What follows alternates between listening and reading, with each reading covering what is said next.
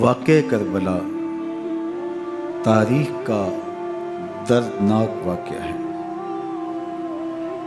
یہ اقتدار کی جنگ نہیں تھی، اقدار کی جنگ تھی۔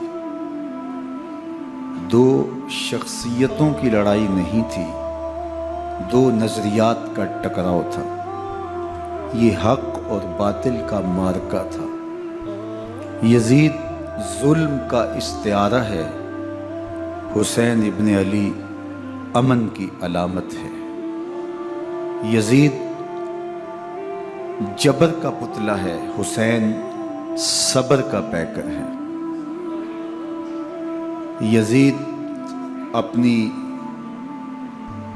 بدطینت فطرت اور اپنی طبع ناہموار کے باعث دنیا پر ذلت و رسوائی، ظلم، جبر، جور و زیادتی کی علامت بن کے ابھرا، اور حسین ابن علی رضی اللہ تعالی عنہ حق و صداقت کا نشان بن کے ابھرا۔ کربلا کے تپتے ہوئے ریگزار میں حسینی اور یزیدی دو کردار سامنے آتے ہیں۔ اقبال نے کہا تھا، موسیٰ و فرعون و شبیر و یزید، ایند و قوت از حیات آید پدید۔ زندہ حق از قوت شبیری است، باطل آخر داغ حسرت میری است۔ سرخ رو عشق غیور از خون او، شوخی ای مصرع از مضمون او۔ تا قیامت قطع استبداد کر، موج خون او چمن ایجاد کر۔ یزید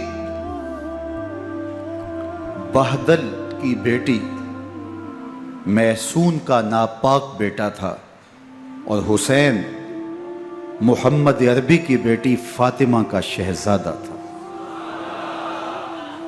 یزید دمشق کے اطراف میں سرجون اور جریر، اختل جیسے اوباشوں کے جرمٹ میں پل کے جوان ہوا۔ حسین کے گھر کا دروازہ مسجد نبوی کے اندر کھلتا تھا۔ یزید نشے میں دھت ہو کر کے نمازیں چھوڑ دیتا تھا۔ حسین کی کربلا کے اندر بھی نماز تہجد قضا نہیں ہوئی۔ یزید ظلم کا دوسرا نام ہے، حسین امن کی علامت ہے۔ یزید نے زندگی میں ایک مرتبہ حج کیا اور شراب کے مٹکے ساتھ لے کے آیا، اور اختل اور دیگر گویوں اور مغنیوں کو اپنے ساتھ رکھا تاکہ سفر آسانی سے کٹے۔ حسین ابن علی نے 25 حج سواری ہونے کے باوجود پیدل کیے۔ یزید حج بیت اللہ کے بعد مدینہ المنورہ آیا اور شراب کی ایک مجلس بپا کی۔ حضرت امام حسین رضی اللہ تعالی عنہ جب وہاں پہنچے تو شراب کی پھیلی ہوئی بدبو کو محسوس کرتے ہوئے فرمایا، یہ بو کیسی ہے؟ تو نشے میں دھت یزید بولا، یہ شام میں بنتی ہے، اور ایک جام منگوایا اور اس کو پیتے ہوئے دوسرا جام حضرت امام حسین رضی اللہ تعالی عنہ کی طرف بڑھاتے ہوئے کہا، ابا عبداللہ لیجئے۔ تو حضرت امام حسین رضی اللہ تعالی عنہ نے فرمایا، میں اس کی طرف دیکھتا بھی نہیں ہوں، اور پھر وہ عشقی اشعار پڑھنے لگا۔ جب یزید کی شراب نوشی کا منظر امام حسین رضی اللہ تعالی عنہ اپنی آنکھوں سے دیکھ چکے تھے، تو مجھے بتاؤ یزید کے ہاتھ پہ امام حسین کا پاک ہاتھ کیسے آتا؟ حضرت امام حسین رضی اللہ تعالی عنہ جس ماحول میں پلے تھے، جس ماحول میں پرورش پائی تھی، جس ماحول میں رہے تھے، وہ پاکیزہ اور تقدس مآب ماحول تھا۔ اور یزید کبھی اطراف دمشق میں، کبھی غوطہ میں، کبھی الخضرہ محل میں، اور کبھی کہاں اور کبھی کہاں داد عیش دیتا رہا اور لہو و لعب کے اندر مصروف رہا، اور اس کی زندگی ان چیزوں سے عبارت تھی۔ وہ محرمات کو حلال قرار دیتا، شراب نوشی اس کی ہڈیوں میں رچی ہوئی تھی، اور شریعت بیضا کا مذاق اڑایا کرتا۔ اور حسین ابن علی رضی اللہ تعالی عنہ کی دوستیاں جن لوگوں سے تھی وہ عبداللہ ابن عباس تھے، عبداللہ ابن عمر تھے، حضرت عبد الرحمن بن ابو بکر رضی اللہ تعالی عنہ تھے۔ یزید تو جوا کھیلتا رہا، یزید تو قمار بازی کرتا رہا، یزید تو شراب نوشی کرتا رہا، اور حسین ابن علی مسجد نبوی کے منبر میں حضور کے پہلوؤں میں بیٹھتے رہے۔ زمانے نے وہ منظر دیکھا کہ سرخ رنگ کے جوڑے پہنے ہوئے حسنین کریمین حجرہ فاطمہ سے نکلتے ہیں، کم عمری کی وجہ سے کبھی گرتے ہیں کبھی سنبھلتے ہیں، اور آقا کریم خطبہ ارشاد کر رہے ہیں، خطبہ چھوڑ کے حضور نے شہزادوں کو اٹھا لیا۔ وہ منظر بھی زمانے نے دیکھا۔ حضرت عبداللہ بن شداد کہتے ہیں کہ حضور سجدے میں تھے اور سجدہ اتنا طویل ہو گیا، ہمیں لگا یا تو وحی کا نزول ہو رہا ہے یا پھر اللہ کا حکم آ گیا اور اللہ کے محبوب کی روح قبض کر لی گئی۔ لیکن میں نے جب نظریں اٹھا کے ننکیوں سے دیکھا تو کیا منظر تھا کہ حسین ابن علی حضور کی پشت پہ بیٹھے ہوئے اور میرے آقا سجدے کو طول دے رہے ہیں۔ اللہ اکبر! حسین کے لیے پیغمبر کے سجدوں کو طول دیا جا رہا ہے۔ حسین ابن علی کبھی منبر پہ حضور کی اطراف میں بیٹھتے ہیں، وہ منظر بھی دنیا نے دیکھا کہ حضور کے مبارک کندھوں پر حسین ابن علی بیٹھے ہیں اور حضور کی زلفوں کو پکڑا ہوا ہے۔ تو حضرت عمر رضی اللہ تعالیٰ عنہ دیکھ کے کہتے ہیں واہ واہ کیسی سواری میسر آئی حسین ابن علی کو۔ تو میرے آقا مسکرا کے کہتے ہیں عمر سواری دیکھتے ہو سوار بھی تو دیکھو۔ اللہ اکبر! حضرت اسامہ بن زید بن حارثہ رضی اللہ تعالیٰ عنہ فرماتے ہیں رات کا ایک پہر گزر گیا اور مجھے حضور سے کوئی کام تھا، میں آقا کریم کی خدمت میں حاضر ہوا، در دولت پہ دستک دی، حضور تشریف لائے تو چادر اوڑی تھی، بکل کی ہوئی تھی میرے حضور نے، تو میں نے اپنی حاجت کہی تو حضور نے میری حاجت پوری کر دی۔ لیکن ایک منظر میں نے دیکھا کہ حضور نے جو چادر کی بکل فرمائی تھی اس کے اطراف میں پہلوؤں میں ابھار تھے، جس طرح اندر کوئی ہو۔ مجھ سے نہ رہا گیا، میں نے پوچھ لیا، میں نے کہا بندہ نواز چادر کے اندر کیا ہے؟ فَكَشَفَهُ، تو حضور نے چادر کو کھول دیا۔ فَإِذَا الْحَسَنُ وَالْحُسَيْنُ عَلَىٰ وَرِكَيْهِ، تو کہتے ہیں میں نے اپنی آنکھوں سے دیکھا، ایک پہلو سے امام حسین لپٹے ہوئے تھے، ایک پہلو سے امام حسن لپٹے ہوئے تھے۔ فرمایا یہ میرے بیٹے ہیں، یہ میری بیٹی کے بیٹے ہیں، اے اللہ میں ان سے پیار کرتا ہوں، تو بھی ان سے پیار کر، جو ان سے پیار کرے اس سے بھی پیار کر۔ ان کی محبت کا درس دیا، ان کے پیار کا سبق پڑھایا، کہا ان سے پیار کرنے والا میرے سے پیار کرنے والا ہے، ان سے بغض رکھنے والا میرے سے بغض رکھنے والا ہے۔ ان کی تکلیف حضور کو بے چین کر دیتی تھی۔ حضرت سیدہ فاطمہ الزہرا رضی اللہ تعالی عنہ کے گھر کے قریب سے گزرے تو حضرت امام حسین کے رونے کی آواز آ رہی تھی، تو آقا کریم علیہ السلام نے فرمایا کہ فاطمہ حسین کو چپ کرواؤ، الا تعلمی ان بقاءہ یوزینی، تو جانتی نہیں حسین کا رونا مجھے دکھ دیتا ہے۔ حسین ابن علی کو حضور رونے نہیں دیتے تھے، ان کو دکھی نہیں ہونے دیتے تھے، کیونکہ رسول اللہ صلی اللہ علیہ وسلم جانتے تھے کہ یہ کتنے دکھ سہے گا، کتنی تکلیفوں سے گزرے گا اور کتنے مصائب سہے گا۔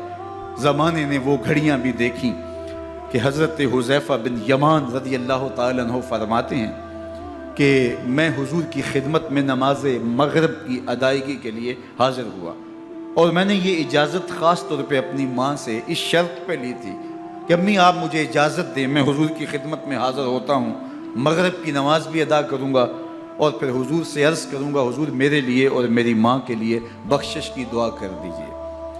ماں نے اس شرط پہ اجازت دے دی اور میں حضور کی خدمت میں آ گیا، نماز مغرب ادا کی، سلام پھرا تو میرے دل میں آرزو تھی میں حضور سے عرض کروں حضور میرے لیے اور میری ماں کے لیے مغفرت کی بخشش کی دعا کر دیں، لیکن حضور عبادات میں ذکر میں نوافل میں ایسے مشغول ہوئے کہ میں آرزو رکھنے کے باوجود بھی عرض نہ کر سکا۔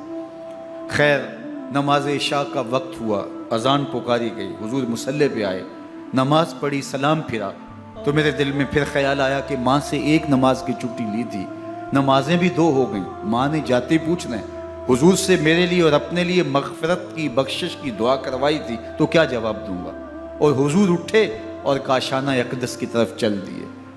اب میرے دل میں یہ خیال رہ کے آ رہا تھا کہ ماں کو کیا جواب دوں گا؟ میں تو حضور سے بخشش و مغفرت کی دعا کروا ہی نہیں سکا۔ جب حضور چل پڑے تو غیر ارادی طور پہ میں بھی حضور کے پیچھے چل پڑا۔ چلنے میں تھوڑی سی رفتار تیز ہو گئی، جس سے قدموں کی آہٹ پیدا ہوئی۔ تو جب آواز پیدا ہوئی تو حضور نے رخ پھیرے بغیر فرمایا، من ھذا، میرے پیچھے پیچھے کون آ رہا ہے؟ پھر خود ہی کہا، حذیفہ تو نہیں؟ تو میرا دل دھڑک رہا تھا، قلت نعم، میں نے کہا جی جی حضور، میں حذیفہ ہوں۔ فرمایا، ما حاجتوں کا، غفر اللہ لکا ولأمکا، کیا کام ہے؟ اللہ تجھے بھی بخش دے، تیری ماں کو بھی بخش دے۔ اب جو کام تھا وہ جنبش لب سے پہلے ہی ہو گیا، یہاں تو لفظوں کا سہارا بھی نہیں لینا پڑتا، وہ بند لبوں کی بولیاں بھی سنتے ہیں۔ اقبال بولا ہے، فروغت صبح آثار و دہور، چشم تو بینندائے ما فی الصدور، تیری نظر تو سینوں کے چھپے راز بھی دیکھتی۔ تو کہا، ما حاجتوں کا، غفر اللہ لک ولأمک،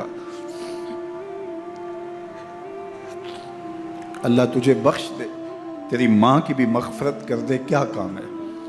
اب جو کام تھا وہ تو ہو گیا۔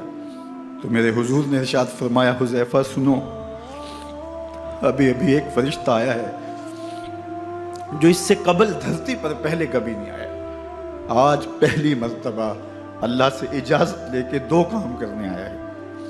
ایک تو مجھے سلام کرنے آیا ہے، اور دوسرا خوشخبری دینے آیا ہے کہ آپ کی بیٹی فاطمہ جنتی عورتوں کی سردار ہے، اور حسن اور حسین جنتی جوانوں کے سردار۔ ایک طرف یزید ناپاک میسون کا پلیت بیٹا، اور ایک طرف محمد عربی کا نواسا، فاطمہ کے دودھ کا اثر، علی المرتضیٰ کے خون کی تاثیر، رسول اللہ صلی اللہ علیہ وسلم کے کندھوں پہ بیٹھنے والا۔ ایک دن حضور نے امام حسین رضی اللہ تعالیٰ عنہ کے ہاتھ پکڑ لیے اور ان کے پاؤں اپنے پاؤں پہ رکھے، اور پھر فرمایا، بیٹے آگے بڑھو، اور ان کے پاؤں حضور کی پنڈلیوں پہ آئے۔ پھر کہا، بیٹے اور آگے بڑھو، حتیٰ کہ ان کے پاؤں حضور کی رانوں پہ آئے۔ پھر فرمایا، بیٹا اور آگے بڑھو، تو ان کے پاؤں حضور کے مبارک بطن اقدس پہ آئے۔ پھر بازوؤں کو کھینچ کے اپنے قریب کیا، اور حسین ابن علی کے منہ میں اپنی زبان رکھ دی، اور وہ اس طرح چوس رہے تھے جس طرح کھجور چوسی جاتی ہے۔ تو اللہ کے محبوب علیہ السلام نے حسین ابن علی کو اپنی زبان کا لعاب دہن دے کر کے، وہ شیر رحمت دے کر کے، وہ کوثر و تسلیم سے پاکیزہ تر آب رحمت عطا کر کے ان کی ہمیشہ کے لیے پیاس بجھا دی، تاکہ کل کربلا کے تپتے ہوئے ریگزار میں حسین ابن علی کو پیاس کی شدت تنگ نہ کرے اور پائے استقلال میں لغزش نہ آنے پائے۔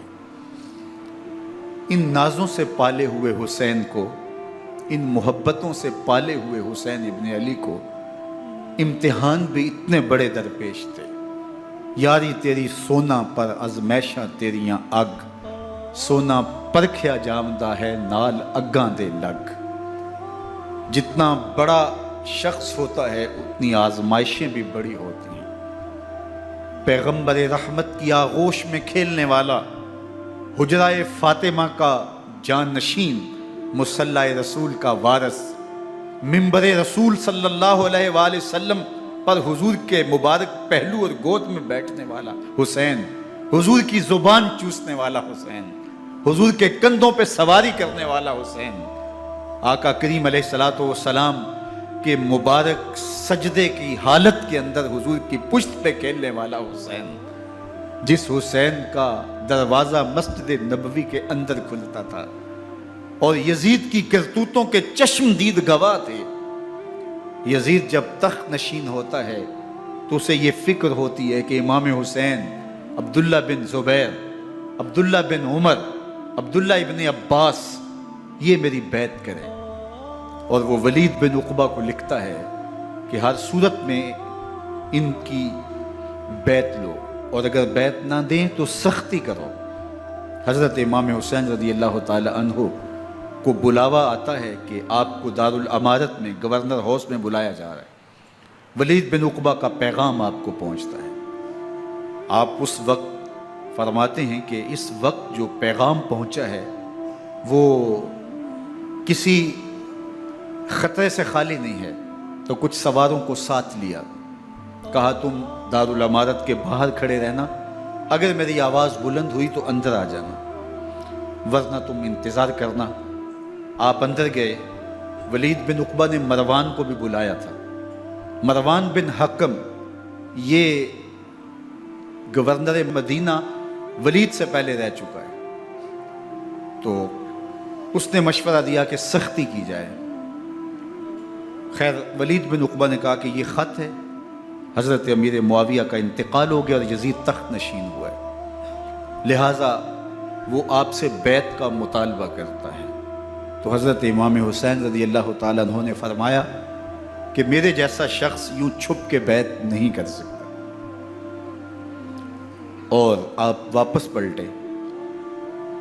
مروان بن حکم نے ولید بن عقبہ کو کہا کہ یہ موقع ہے جانے نہ دیا جائے، اگر یہ نکل گئے تو دوبارہ تم قابو نہیں پا سکو گے اور انہیں یہیں قتل کر دیا جائے.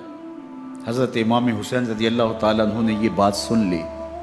کہتے ہیں حضرت امام حسین انہی قدموں کے بل واپس پلٹے اور مروان بن حکم سے مخاطب ہو کے کہا، مروان کیا بول رہا ہے؟ وہ خاموش ہو گیا. فرمایا تو جانتا نہیں ہم کون ہیں؟ آنا حسین ابن علی ابن ابی طالب، میں حسین ہوں، میں علی کا بیٹا ہوں. ہمارے گھر میں قرآن اترتا رہا ہے، وحی کا نزول ہوتا رہا ہے، اور یزید فاسق ہے، فاجر ہے، مسلمانوں کا قاتل ہے اور شرابی ہے. میں ڈنکے کی چوٹ پہ یزید کی بیعت سے انکار کرتا ہوں. بس حیدری کچھار سے محمدی شیر نکل آیا ہے. اب اوسان خطا ہو گئے، راستہ چھوڑ دیا، واپس آئے. سیدہ زینب سے ملے، کہا مدینے کو چھوڑنا پڑے گا. کہا بھیا کیا ہوا؟ کہا یزید بیعت لینے پہ مصر ہے اور میں کسی صورت بھی بیعت نہیں کروں گا. رسول اللہ کا مدینہ ہمارے خون سے لالہ زار بنے گا. میں نہیں چاہتا کہ حضور کے شہر نور کی حرمت پامال ہو. دوستو وہ کیسا منظر ہوگا جب حسین ابن علی نے آخری حاضری حضور کے روضے پہ دی ہو. حاجی یا معتمر 10 دن کے لیے، 8 دن کے لیے، 20 دن کے لیے مدینہ المنورہ عارضی سکونت اختیار کرتا ہے اور حضور کے روضہ انور سے، اس شہر نور سے، ان گلیوں سے، ان بام و در سے ایسا مانوس ہو جاتا ہے کہ جب واپس پلٹ رہا ہوتا ہے ان دعاؤں کے ساتھ کہ دوبارہ آنا بھی نصیب ہو، اور اسے لگتا ہے کہ میں دوبارہ بھی بلایا جاؤں گا، لیکن اس کے باوجود شہر حبیب چھوڑنا قیامت سے کم نہیں ہوتا. اعظم چشتی مرحوم آخری بار جب حضور کے روضہ انور پہ گئے تو بیمار تھے، ویل چیئر پہ تھے. باب بقی سے باہر نکلے تو خادم سے کہا کہ میری ویل چیئر پیچھے سے کھینچو تاکہ میرا رخ روضہ انور کی طرف رہے. اور وہ پیچھے سے کھینچتا چلا جا رہا ہے، اور جب باب مکہ سے پیچھے جنت البقیع کے قریب سے گنبد خضرا نگاہوں سے اوجل ہونے لگا تو اعظم چشتی مرحوم نے کہا، جاں بدن سے نکلتی ہے اعظم، جاں بدن سے نکلتی ہے اعظم، کوئی آسان ہے مدینے سے جدا ہونا، کوئی آسان ہے مدینے سے جدا ہونا. یہ اس شخص کی کہانی ہے جو 10 دن، 5 دن، مہینہ، 2 ماہ وہاں رہتا ہے اور پھر اس شہر کو چھوڑ کے آنا اس کے لیے آسان نہیں ہوتا. اور مجھے بتاؤ کہ حسین جو پیدا مدینے میں ہوا، جس کے گھر کا دروازہ مسجد نبوی کے اندر کھلتا تھا، جو مسجد نبوی کے اندر پرورش پا کے جوان ہوتا ہے اور مدینے کی گلیوں میں کھیلتا رہا، اس حسین ابن علی کے لیے مدینہ چھوڑنا، اور پھر وہ اس بات کا علم اور شعور رکھتے تھے کہ یہ آخری بار حضور کے در پہ حاضری ہے، دوبارہ اس شہر نور میں نہیں آ سکوں گا، تو کیا قیامت ہوگی اور کیا منظر ہوگا۔ محمد بن حنفیہ کے علاوہ خاندان نبوت کے جتنے لوگ تھے ان سب نے شہر مدینہ کو الوداع کہا، اور رات کے موقع میں مدینہ المنورہ کو، مسجد نبوی کو چھوڑ کر کے مکہ کی جانب عازم سفر ہوئے۔ 3 شعبان المعظم کو مکہ المکرمہ پہنچتے ہیں، ادھر کوفیوں کے خطوط آنے شروع ہو جاتے ہیں۔ حضرت امام حسین رضی اللہ تعالیٰ عنہ مسلم بن عقیل رضی اللہ تعالیٰ عنہ کو صورتحال معلوم کرنے کے لیے بھیج دیتے ہیں۔ 40,000 کوفی آپ کے ہاتھ پہ بیعت کر لیتے ہیں۔ ادھر 25 پیدل حج کرنے والے حضرت امام حسین 8 ذی الحج کو احرام باندھتے ہیں، لیکن آپ کو پتہ چلتا ہے کہ حاجیوں کے روپ میں قاتل چھپا دیے گئے، تو آپ اس احرام کو حج کی بجائے عمرے میں بدلتے ہیں اور کوفے کی جانب عازم سفر ہوتے ہیں۔ کائنات والو، ذرا سینے پہ ہاتھ رکھ کے دیکھو کہ یہ کتنا مشکل مرحلہ تھا۔ اس دین کی آبرو کو بچانے کے لیے حضرت امام حسین رضی اللہ تعالیٰ عنہ نے کتنا بڑا قدم اٹھایا۔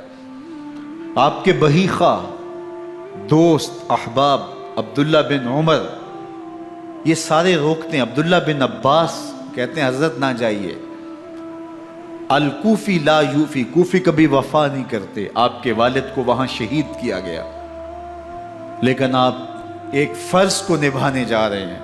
میرے غم گسارو، میرے مہربانوں، نہ روکو مجھ کو جانے دو، مجھے نانے کے دی کی ڈوبتی کشتی بچانے دو، میں جاتا ہوں کہ دنیا پر وفا کا نام رہ جائے، میں رہوں نہ رہوں پر عظمت اسلام رہ جائے۔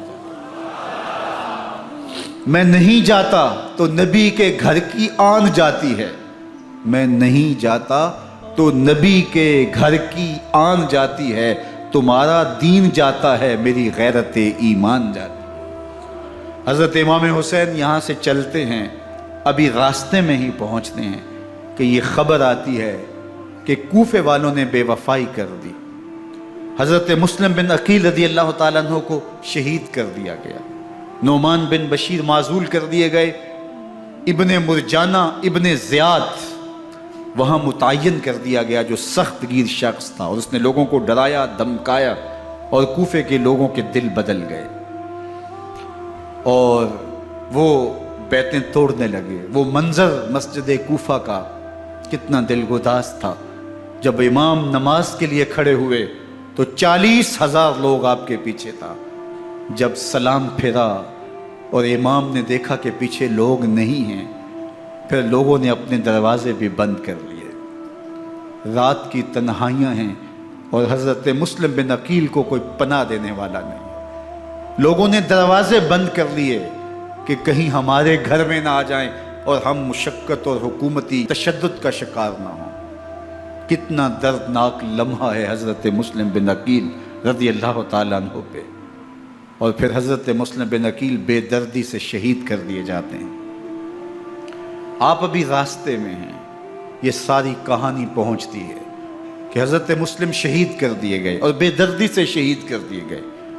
وہ جنہوں نے خط لکھے تھے کہ ہم آپ کے ساتھ ہیں اور ہم منتظر ہیں، چشم برا ہیں، آپ کے قدموں کی چاپ سننے کے لیے بےتاب ہیں، آج انہوں نے بیعتیں توڑ دی۔ 40,000 کوفی منحرف ہو گئے۔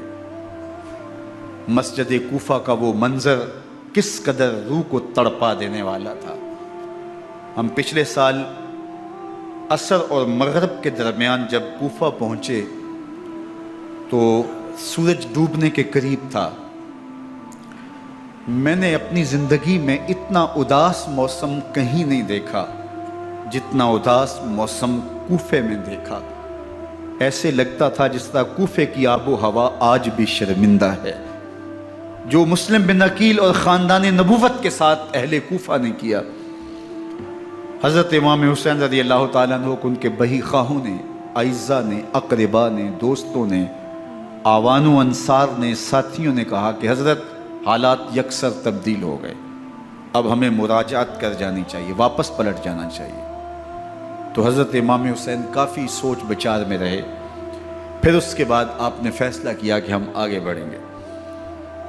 دوستوں نے کہا کہ حضرت اگر آپ آگے بڑھیں گے تو ہمیں لگتا ہے کہ وہ آپ کے ساتھ سلوک اچھا نہیں کریں گے اور آپ بچوں کے سامنے پیاسے شہید کر دیے جائیں گے۔ تو حضرت امام حسین رضی اللہ تعالیٰ عنہ نے وہاں ایک خطبہ ارشاد فرمایا کہ لوگوں تم جو مجھے بتا رہے ہو مجھے اچھی طرح معلوم ہے، جو تم مجھے منظر پیش کر رہے ہو وہ میری نگاہوں میں ہے، اور جو کچھ ہونے والا ہے چشم تصور وہ منظر دیکھ رہی ہے۔ چونکہ حضرت امام حسین رضی اللہ تعالیٰ عنہ کی شہادت کی خبر حضرت امام حسین کے پیدا ہوتے ہی خاندان نبوت میں عام تھی۔ حضور علیہ السلام کو یہ بات جبریل امین نے آ کے بتائی تھی جب حسین ابن علی کے ساتھ حضور محبت کا اظہار کر رہے تھے، تو یہ جبریل امین نے آ کے کہا تھا حضور آپ کا یہ بیٹا ارض طف میں شہید کر دیا جائے گا، اور کربلا کی مٹی لا کے حضور کو دی اور ام سلمہ کو حضور نے عطا کر دی۔ حضرت ام سلمہ کہتی ہیں کہ ایک دن میں سوئی تو خواب دیکھا کہ حضور کے مبارک بال بکھرے ہوئے ہیں اور سخت پریشان ہیں، تو میں نے کہا کہ حضور آپ کی یہ کیا حالت ہے؟ وَبِيَدِهِ قَارُورَةٌ، اور حضور کے ہاتھ میں ایک شیشی ہے، فِيهَا دَمٌ، جس کے اندر خون ہے۔ تو میں نے کہا حضور یہ کیا؟ فرمایا میں قتل گاہ حسین سے آ رہا ہوں اور یہ حسین ابن علی کا خون ہے۔ تو کہا 10 محرم کا دن تھا، دوپہر کا یہ منظر تھا، میں قیلولہ کر کے اٹھی، جب میں نے دیکھا تو وہ شیشی جس میں کربلا کی مٹی رکھی تھی وہ خون بن چکی تھی۔ تو یہ خبر پہلے دی گئی تھی، یہ بتا دیا گیا تھا۔ فرمایا میرے دوستو جو تم مجھے بتاتے ہو میں اس سے بے خبر نہیں ہوں، یہ سب کچھ ہونے والا ہے، لیکن اس کے باوجود میں کیوں جا رہا ہوں؟ تو آپ کا ایک تاریخ ساز جملہ ہے جو کربلا کے فلسفے کو ہمارے سامنے رکھتا ہے کہ یہ اتنا بڑا امتحان کیوں دیا۔ حضرت امام حسین رضی اللہ تعالیٰ عنہ نے فرمایا وَلَكُمْ فِي أُسْوَةٌ، میں اس لیے جا رہا ہوں قیامت تک ظلم، جبر اور ناانصافی کے خلاف کھڑے ہونے والوں کے لیے کوئی نمونہ تو ہو۔ میری زندگی قیامت تک ظلم، جبر اور استحصالی نظام کے خلاف کھڑے ہونے والوں کے لیے نمونہ ہے۔ تو حضرت امام حسین رضی اللہ تعالیٰ عنہ نے حق اور باطل کے درمیان ایک سرخ لکیر کھینچ دی اپنے خون سے۔ اب حق اور باطل کا امتیاز کرنا مشکل نہیں ہے، کوئی باطل پہ اڑا رہے تو الگ بات ہے، لیکن امتیاز کرنا مشکل نہیں ہے۔ حدود بالکل واضح کر دی۔ اقبال نے یہاں کتنی خوبصورتی کے ساتھ اس مضمون کو نبھایا۔ سرخ رو عشق غیور از خون او، شوخی این مصرع از مضمون او، تا قیامت قطع استبداد کر، موج خون او چمن ایجاد کر۔ ایک جہاں آباد کر دیا، حق اور باطل کی راہیں اجال دی۔ اب لوگوں کو یزید کا چہرہ پہچاننے میں دیر نہیں لگتی، وقت کے ہر یزید کا چہرہ آسانی سے پہچانا جا سکتا ہے۔ یہ معرفت زمانے کو کروائی کس نے؟ حسین ابن علی نے کروائی رضی اللہ تعالی عنہ۔ تو حضرت امام حسین نے فرمایا کہ جو میرے ساتھ ہونے والا ہے میں اچھی طرح جانتا ہوں، لیکن میں اس کے باوجود آگے بڑھوں گا۔ پھر بڑھے اور کربلا میں جا کے خیمہ زن ہو گئے۔ 7 محرم کو پانی بند کر دیا گیا۔ پانی بند ہوا تو کھانا بھی میسر نہیں تھا، لیکن ذکر پانی کا ہوتا ہے اس لیے کہ کھانے کے بغیر انسان کئی دن کاٹ لیتا ہے، لیکن پانی کے بغیر گزر نہیں ہوتی۔ تو فرات کی نہر سامنے اپنی موجوں کے ساتھ چمک رہی ہے، لیکن ایک قطرہ آب بھی آل رسول کو نہیں دیا جا رہا۔ کائنات کے اندر ایسے انوکھے امتحان بھی ہوتے ہیں۔ وارثوں ساقی کوثر کے، مالک ہوں حوض کوثر کے، اور بیٹے ہوں ساقی کوثر کے، اور آج ایک بوند پانی کی بھی میسر نہ ہو۔ صبر کا امتحان ہے، عزیمت کا امتحان ہے۔ حضرت امام حسین رضی اللہ تعالیٰ عنہ خیمہ زن ہو گئے۔ 3 دن تک پانی بند رہتا ہے۔ 9 محرم کو رات کی تنہائی میں حملہ آور ہونا چاہتے ہیں، لیکن آپ نے کہا کہ ہمیں اللہ کے حضور عبادت اور ذکر کے لیے وقت دیا جائے۔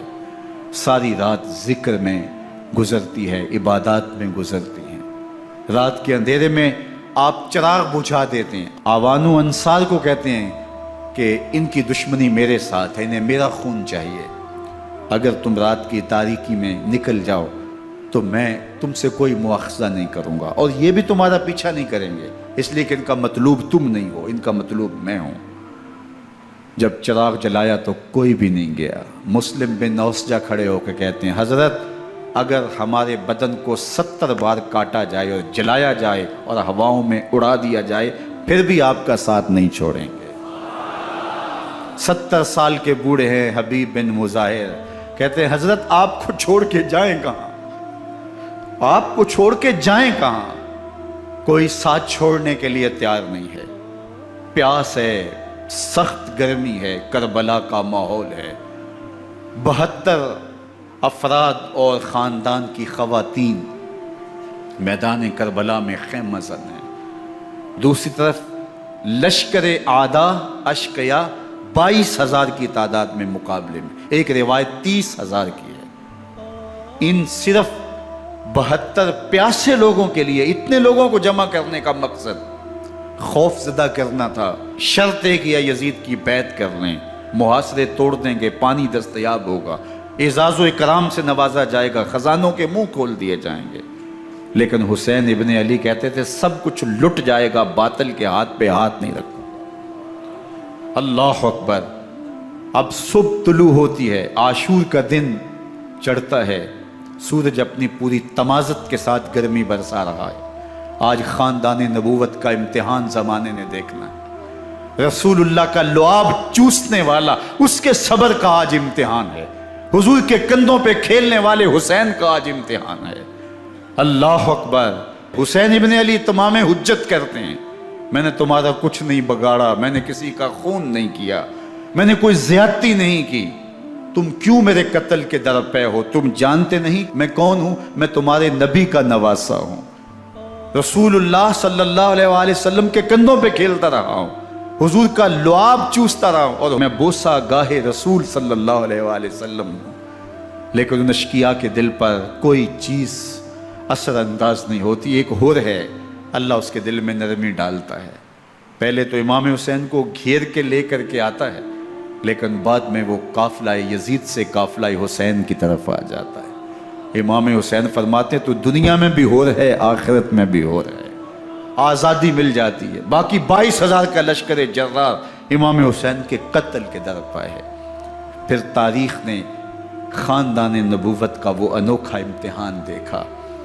حضرت امام حسین کے بچے بالخصوص خواتین پیاس کی شدت میں حلق خشک ہے۔ حضرت سکینہ تڑپ کے اپنے باپ سے کہتی ہیں کہ مجھے 6 ماہ کے علی اصغر کی پیاس نہیں دیکھی جا رہی۔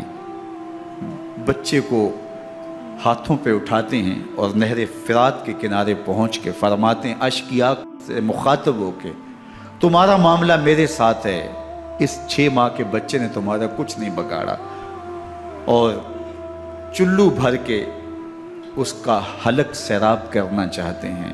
ایک 2 شاخہ تیر آتا ہے جو حضرت علی اصغر کے گلے کو چیر دیتا ہے۔ راوی لکھتے ہیں کہ وہ عام تیر نہیں تھا، جانوروں کو شکار کرنے کے لیے جو بڑے تیر ہوتے ہیں وہ 2 شاخہ تیر تھا۔ وہ گردن کو کاٹ دیتا ہے، خون بہنے لگتا ہے، گردن لٹک جاتی ہے۔ حضرت امام حسین وہ بہتا ہوا خون اپنے چلو میں لیتے ہیں اور آسمان کی طرف اچھال کے کہتے ہیں مالک حسین کی یہ قربانی بھی قبول۔ یہ تماشا لبے بام نہیں ہے، بچہ بیمار ہو ڈاکٹر جواب دے دیں، ماں باپ کے ہاتھ پھول جاتے ہیں، زندگی کی سانسیں ابھی چل رہی ہوتی ہیں، لیکن ڈاکٹر کہے کہ یہ میرے بس کا روگ نہیں ہے، کہیں اور لے جاؤ، تو زندگی کا لف و نشر غیر مرتب ہو جاتا ہے۔ میں سلام پیش نہ کروں حسین ابن علی کو، 6 ماہ کا علی اصغر ہاتھوں میں دم توڑتا ہے، گردن لٹک جاتی ہے، خون بہہ رہا ہے۔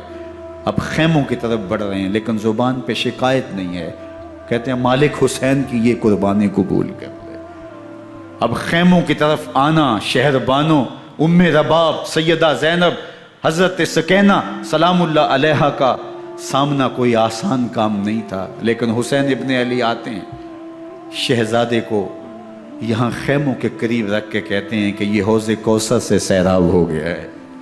اللہ اکبر، کوہرام مچ جاتا ہے خیموں کے اندر، کیا منظر ہوگا اور ان کو کن الفاظ کے پیرائے میں ڈھال کر کے ان کیفیات کو بیان کیا جا سکتا ہے جو اہل بیت کے خیموں کے اندر علی اصغر کی شہادت کے بعد کا منظر رقم ہو رہا ہوگا۔ اللہ اکبر، ادھر اشکیا آوازیں دے رہے ہیں، مبارزت کے لیے پکار رہے ہیں۔ زمانے نے پھر وہ منظر بھی دیکھا کہ جوان بیٹے کو 18 سال کی کمائی حضرت امام حسین میدان عمل میں بھیج رہے ہیں۔ وہ علی اکبر جو حسین کا نور نظر ہے، آنکھوں کا قرار ہے، دل کی تسکین ہے۔ اور پھر حضرت علی اکبر جب گھوڑے کی زین سے فرش زمین پہ گرتے ہیں تو باپ کو آواز دیتے ہیں، اور حضرت امام حسین جو ہے وہ آگے جا کے بیٹے کی لاش اٹھاتے ہیں۔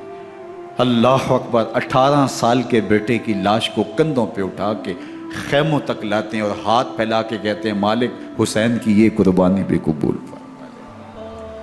کبھی قاسم بن حسن کی لاش اٹھا کے لاتے ہیں، کبھی اون و محمد کی لاشیں اٹھا کے لاتے ہیں، بتیجوں کی، بھانجوں کی، بھائی عباس کے کٹے ہوئے بازو اور زخموں سے چھدا ہوا لاشا۔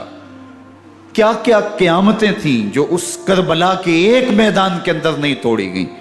حضرت امام حسین پر دکھ پہ دکھ، تکلیفوں پہ تکلیفیں۔ اب 71 لاشیں اٹھا کے خیموں تک پہنچا چکے، اور ادھر مبارزت کی دعوت دی جا رہی، آؤ میدان عمل میں آؤ، اب دیر کیوں کر رہے ہو۔ رسول اللہ کا حرم، رسول اللہ کی شہزادیاں جو نازوں میں پلی تھی، وہ کلیاں جو شبنم کا بوجھ بھی گوارا نہیں کر سکتی تھی، آج مصیبتوں کے پہاڑ ٹوٹ گئے۔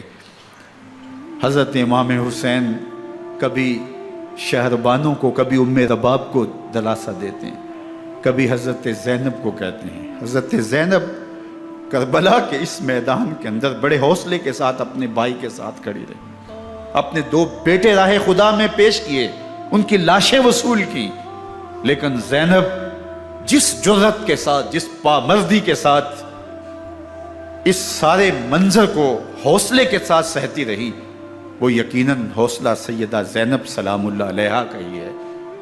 لیکن یہ وہ منظر تھا کہ زینب کا دل بھی ڈول گیا جب حسین ابن علی گھوڑے پہ بیٹھنے لگے، اور ان کو گھوڑے میں بٹھانے والا کوئی نہیں تھا، اور جو بھی سوار جاتا پھر واپس اس کی لاش ہی آتی اور حسین ابن علی لے کے آتے۔ آج حسین ابن علی جا رہے ہیں، زندگی کا سارا سرمایہ لٹ رہا ہے، حضرت زینب سلام اللہ علیہا سنبھل نہیں رہی۔ حضرت امام رضی اللہ تعالیٰ عنہ اٹھے اور آپ نے حضرت زینب کو صبر کی تلقین کی اور کہا کہ صبر ہی بہترین ذریعہ ہے اور اللہ کی قربت کا ایک بہترین سبب ہے، اور ان کو صبر کی تلقین کرتے ہوئے فرمایا کہ میرے بعد تم نے اس ذمہ داری کو سنبھالنا ہے، اور ان مخدرات اسلام کی، ان شہزادیوں کے پردے کی تم نے حفاظت کرنی ہے۔ اور پھر گھوڑے کی زین کس کے امام حسین لشکر اشکیا کی طرف بڑھتے ہیں۔ اب خیموں سے سسکیوں کی آواز آ رہی ہے، ان کا سردار، ان کا تاجدار آج سب کو چھوڑ کے کربلا کے میدان کی طرف بڑھ رہا ہے۔ جرم کیا کیا، قصور کیا کیا، اس نے کیا زیادتی کی کہ آج نیزوں اور انیوں کے مقابلے میں 22,000 کا لشکر حضرت امام حسین پہ ٹوٹ پڑتا ہے۔ آپ پھر اتمام حجت کرتے ہیں، میں نے کسی کو قتل نہیں کیا، خون ناحق نہیں بہایا، میرے خون کے درپے کیوں ہو، اپنی آخرت کیوں برباد کرتے ہو، تم جانتے نہیں میں کون ہوں، میں تمہارے نبی کا نواسا ہوں۔ لیکن ابن زیاد کہتا ہے مقابلے میں آؤ۔ پھر حضرت امام حسین رضی اللہ تعالیٰ عنہ مقابلے میں آتے ہیں، اور جب گھوڑے کو ایڑ لگا کے دشمن اشقیاء پہ ٹوٹتے ہیں تو پھر ایسا منظر ہوتا ہے کہ وہ بھیڑ بکریوں کی طرح آگے بھاگتے ہیں۔ 71 زخم کلیجے پہ لیے شجاعت کا یہ پیکر جب میدان میں آتا ہے، آواز آتی، یہ کون ذی وقار ہے، بلا کا شاہ سوار ہے، لباس ہے پھٹا ہوا غبار سے اٹا ہوا، تمام جسم نازنی چدا ہوا کٹا ہوا، یہ نبی کا نور عین ہے، یہ بالیقین حسین ہے، یہ حسین ابن علی ہے رضی اللہ تعالیٰ عنہ۔ پھر چاند بادلوں میں گھر جاتا ہے، شامی غنڈے تیر برساتے ہیں، تلواروں سے آپ کے بدن پر ضربیں لگاتے ہیں اور نیزوں سے آپ کے بدن کو پرو دیتے ہیں۔ جب آپ کا پیراہن بعد میں اتارا گیا تو آپ کے پیراہن میں 122 سوراخ تیروں کے تھے، 33 زخم تلواروں کے اور 34 گھاؤ نیزوں کے تھے۔ جب گھوڑے کی زین سے فرش زمین پر آئے، بدن چھلنی تھا، زخم زخم سے خون بہ رہا تھا، 3 دن کا پیاسا حسین، اللہ اکبر، بدن زخموں سے چور، 71 لاشیں کلیجے پہ لیے، مخدرات اسلام کے پردے کا خیال دل میں الگ ہے، لیکن گھوڑے کی زین سے جب فرش زمین پہ امام حسین آتے ہیں، زبان پہ ہائے نہیں، نالا و شیون نہیں، چیخ و پکار نہیں، آتے ہی پیشانی سجدے میں رکھتے ہیں اور پکارتے ہیں اللہم ردن بقضائکا وصبرن علی بلائکا تسلیمن لامرکا سبحان ربی العالی۔ مالک گھر لٹا کے، بچے لٹا کے، خاندان سب کچھ قربان کر کے، اپنے بدن کو زخموں سے چھلنی کروا کے، تیروں اور نیزوں کی انیوں سے اپنے آپ کو زخمی کروا کے، تیرے حضور سر جھکا کے یہ اقرار کرتا ہوں کہ حسین تیری تقدیر پہ راضی ہے، مالک تو بھی بتا، تو بھی حسین پہ راضی ہوا ہے کہ نہیں ہوا۔ آواز آ رہی ہے، اس پیاسے پر علی شیر خدا کو ناز ہے، اس نواسے پر محمد مصطفیٰ کو ناز ہے۔ اوروں نے بھی سجدے کیے پر اس کا عجب انداز ہے، اس نے وہ سجدہ کیا جس پر خدا کو ناز۔ حسین ابن علی رضی اللہ تعالیٰ عنہ کا سر انور دستے قاتل نے تب کاٹا جب وہ سجدے میں جھکا ہوا تھا۔ یزید نے کہا میں بیعت لوں گا، امام حسین نے کہا کبھی بھی نہیں دوں گا، یہ سر کٹ سکتا ہے جھک نہیں سکتا۔ سر کاٹ کے نیزے کی نوک پہ چڑھا دیا گیا اور یہ اس بات کا اعلان تھا کہ ہم جیت گئے اور حسینی ہار گئے، اور لشکر یزید میں غوغا مچ گیا، نقارے بجنے لگے کہ ہم جیت گئے، دیکھو امام حسین شہید کر دیے گئے، اور سر کاٹ کے نیزے کی نوک پہ چڑھایا گیا۔ لیکن لشکر یزید سے ہی آواز آئی یہ کیسا سر ہے جو کٹ کے بھی سر بلندی ہے، کٹ گیا ہے پھر بھی اونچا ہے، اللہ اکبر، یہ سر سجدے میں کٹا ہے، رب کے حضور عبادت کی حالت میں کٹا ہے۔ حسین آج بھی سجدے میں ہے، اللہ اکبر، حسین آج بھی سجدے میں ہے، بلکہ کٹے ہوئے سر کا رخ زمین کی جانب تھا اور کٹی گردن آسمان کی طرف، یوں نیزے پہ پرویا گیا۔ اللہ اکبر، ایک شاعر نے نقشہ کھینچا، بآنکھ سر نیزے پہ اور سوئے زمین ہے روح، یعنی سجدہ ثانی کی ہے آرزو۔ رکعت کے 2 سجدے ہوتے ہیں، ابھی ایک سجدہ ہوا تھا کہ دست قاتل نے سر کاٹ دیا، کہا حسین کی پیشانی میں دوسرے سجدے کی تمنا مچل رہی۔ یہ تھا حسین ابن علی کا سجدہ، ساری زندگی رب کے حضور سجدہ قضا نہیں ہونے دیا۔ آج پانی نہیں ہے، اللہ اکبر، آج تیمم کر لیتے ہیں، آج اپنے خون کو اوڑھ کر کے حسین نے اپنی پیشانی اپنے مالک کے حضور جھکا کر کے عظیمت کی وہ انوکھی داستان رقم کر دی کہ صدیاں گزرنے کے باوجود بھی ان کی یادوں کے چراغ روشن ہیں۔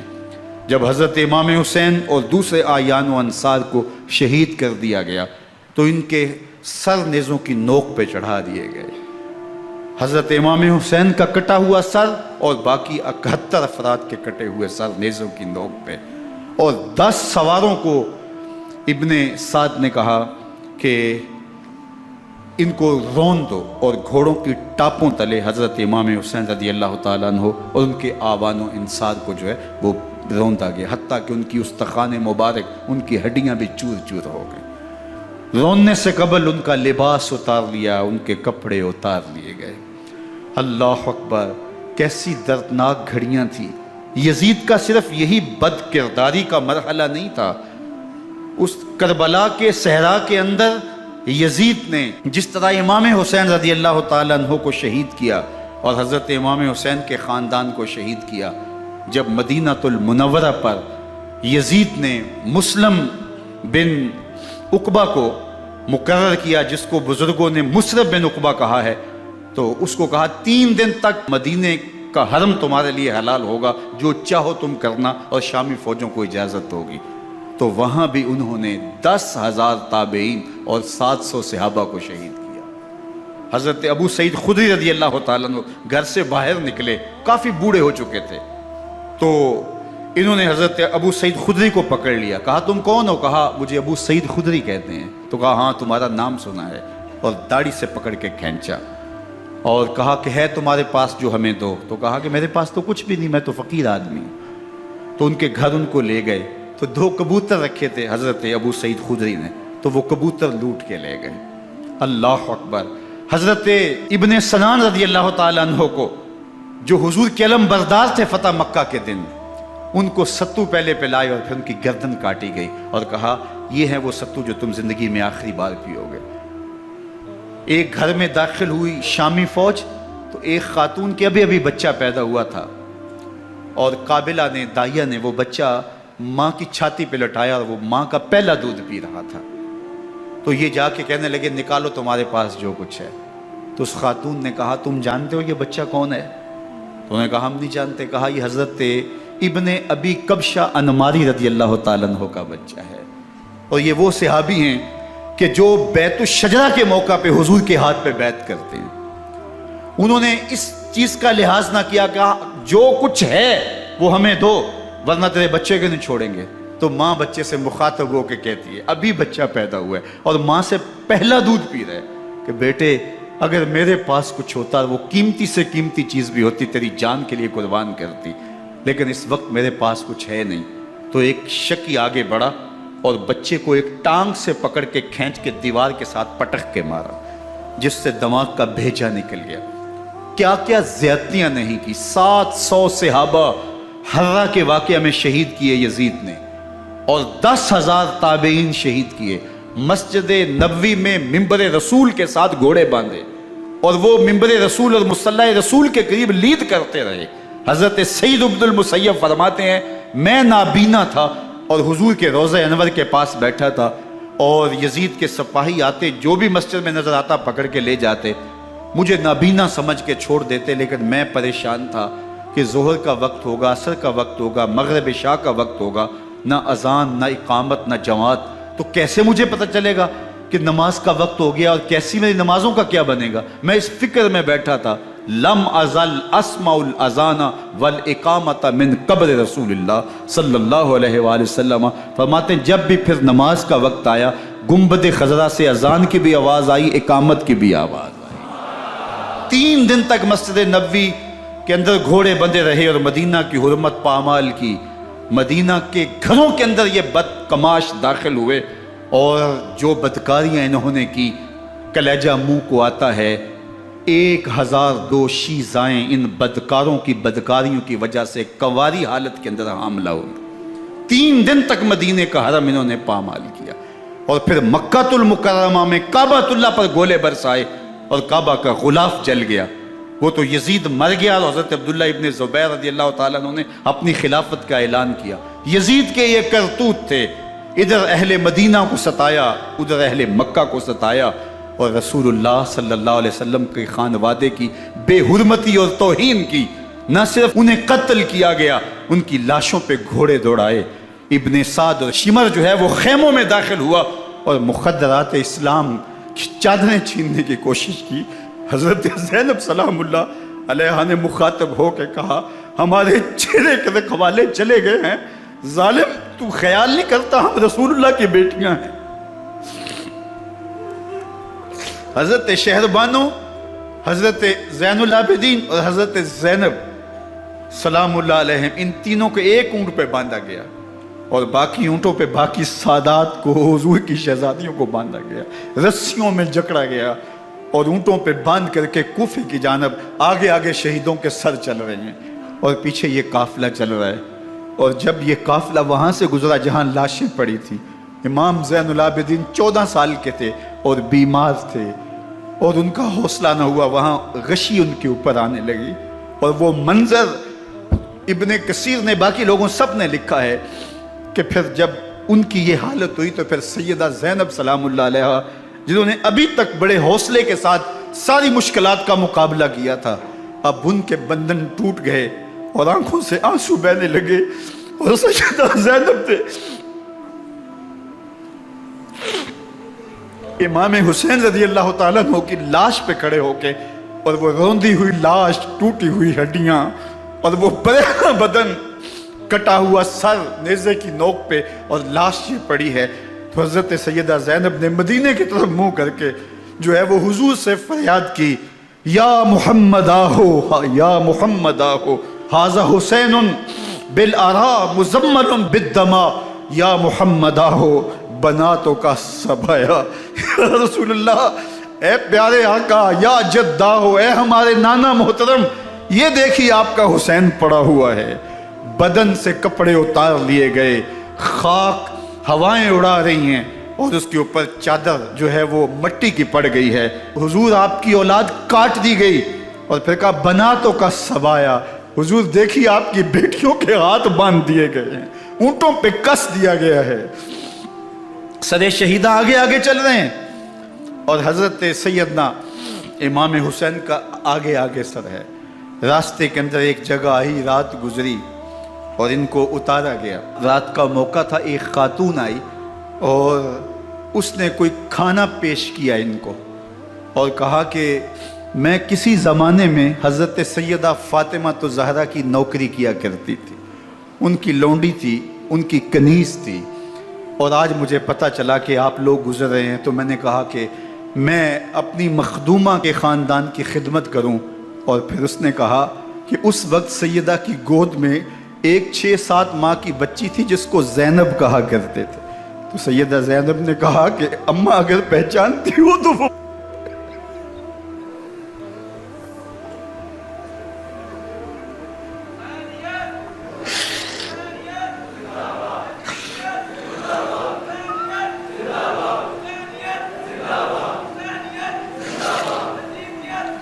یہ تاراج اور لٹا ہوا کارواں پھر وہاں سے کوفے میں کیسے پہنچا، اور کوفے کے اندر سیدہ زینب سلام اللہ علیہا نے وہ یزید کے دربار میں، ابن زیاد کے دربار میں وہ جرأت آمیز جو باتیں کہیں، اللہ اکبر، زینب کی زبان میں علی کی خطابت بول رہی تھی، اور پھر دشمن اور دوست سارے رونے لگے، اور وہ کیا دل گداز منظر تھے۔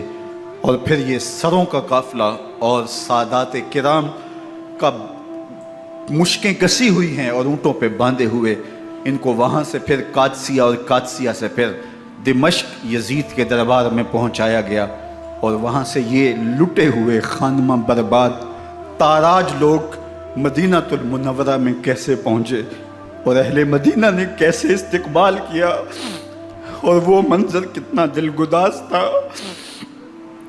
جب اہل مدینہ زینب سے پوچھتے تھے زینب حسین کہاں ہے؟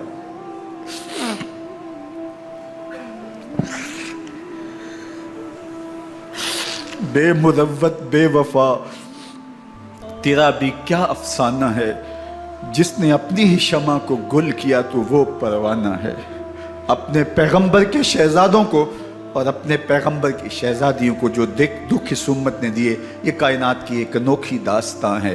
اللہ ہمیں اسوہ شبیری پہ عمل کی توفیق عطا کرے اور ان کے نقوش پاک کی برکتیں دے، اہل بیت کی محبت ہماری روحوں میں جذب کر دے، اور جس عظیمت کے ساتھ، جس حوصلے کے ساتھ انہوں نے دکھوں کو جھیلا، جو دہکتی آگ کے شعلوں پہ سویا وہ حسین، جو جواں بیٹے کی میت پر نہ رویا وہ حسین، جس نے سب کچھ کھو کے کچھ نہ کھویا وہ حسین، مرتبہ اسلام کا جس نے دوبالا کر دیا، خون نے جس کے دو عالم میں اجالا کر دیا، جو کہ سوزے غم کو سانچے میں خوشی کے ڈھال کے مسکرایا موت کی آنکھوں میں آنکھیں ڈال کے۔ اے حسین ابن علی تم پر سلام، نازش آل نبی تم پر سلام۔ ذرا میرے ساتھ یہ پڑھ لیجئے، اے حسین ابن علی تم پر سلام، نازش آل نبی تم پر سلام، تم پہ لاکھوں رحمتیں لاکھوں سلام، اے شہیدان محبت کے امام، لالا گوں لالا بدن لالا کفن، اے چمن اندر چمن اندر چمن، زندگی ہی زندگی تیری حیات اے حیات اندر حیات اندر حیات، افتخار ملت بیضا ہے تو، رب کعبہ کی قسم یکتا ہے تو، فخر کا دل میں دریچہ باز کرنا چاہیے، جن کا تو آقا ہے ان کو ناز کرنا چاہیے۔ وآخر دعوانا ان الحمدللہ رب العالمین۔ 10 محرم الحرام کو کربلا کا واقعہ رونما ہوا، تو اس موسم میں اطراف و اکناف عالم میں اس حوالے سے بات ہوتی ہے، ذکر کیا جاتا ہے۔ اہل محبت حضرت امام حسین رضی اللہ تعالی عنہ کے حضور خراج عقیدت اور خراج محبت پیش کرتے ہیں۔ یہ حق و باطل کا معرکہ تھا، جھوٹ اور سچ کا مقابلہ تھا، ظلم اور عدل کا ٹکراؤ تھا، خیر اور شر کی لڑائی تھی، دو نظریات کا تصادم تھا۔ ایک طرف امام حسین رضی اللہ تعالی عنہ اور ان کے 72 جانثار تھے، اور دوسری طرف یزید اپنی تمام تر قوت کے ساتھ موجود تھا۔ حضرت امام حسین رضی اللہ تعالی عنہ سے مسلسل آخری وقت تک بیعت کا اسرار رہا، اور آپ آخری سانس تک یزید کی بیعت سے انکار کرتے رہے۔ حضرت امام حسین رضی اللہ تعالیٰ عنہ لڑائی کے لیے نہیں آئے تھے، ورنہ خواتین اور بچے ساتھ لانے کا کوئی مقصد نہیں تھا۔ آلات حرب و ضرب بھی نہیں تھے۔ عرب جو اپنے ساتھ سفر پہ معمول کی تلواریں اور اسلحہ جات رکھتے ہیں وہی تھے، اور آپ کو پیشکش بھی کی گئی۔ ترماح بن عدی بن حاتم نے، یہ حاتم تائی کا پوتا تھا، کہا کہ آپ میرے ساتھ ہمارے علاقے میں چلے جائیں۔ جب مختلف بادشاہوں نے عرب پر قبضہ کیا تو ہمارے قبائلی علاقے اس وقت بھی ان سے محفوظ رہے۔ ہم آزاد قبائل ہیں، میں چند دنوں میں آپ کی پشت پر 30,000 کا لشکر کھڑا کر دوں گا جو جانثار ہوگا۔ لیکن حضرت امام حسین رضی اللہ تعالیٰ عنہ نے ترماح بن عدی کی اس پیشکش کو قبول نہیں کیا اور آگے بڑھے۔ دشت نینوا میں، جسے دشت کربلا بھی کہتے ہیں، حر بن یزید ریاحی 500 سواروں کو ساتھ لے کر کے حضرت امام حسین کو محصور کر دیتا ہے، اور پھر یزید کا لشکر وہاں جمع ہونا شروع ہو جاتا ہے۔ 22,000 یا 30,000 کا لشکر امام حسین رضی اللہ تعالی عنہ کے اطراف میں لگا دیا گیا۔ 3 دن تک اس خانوادے کے لیے پانی بند کر دیا گیا۔ پانی کے بغیر تو انسان کی زندگی معطل ہو جاتی ہے، اور 3 دن کی مسلسل پیاس، اور پیاس میں بلکتے 6 ماہ کے بچے، خواتین اور بوڑھے۔ لیکن عزیمت کی راہوں کے یہ مسافر کسی صورت بھی یزید سے بیعت کرنے پہ آمادہ نہ ہوئے۔ یہ ایک ہیلا تھا کہ پانی بند کریں گے، بچے بلکیں گے، خواتین بے چین ہو جائیں گی تو یہ مجبور کر دیے جائیں گے۔ لیکن کہا تم جو کرنا ہے کرو۔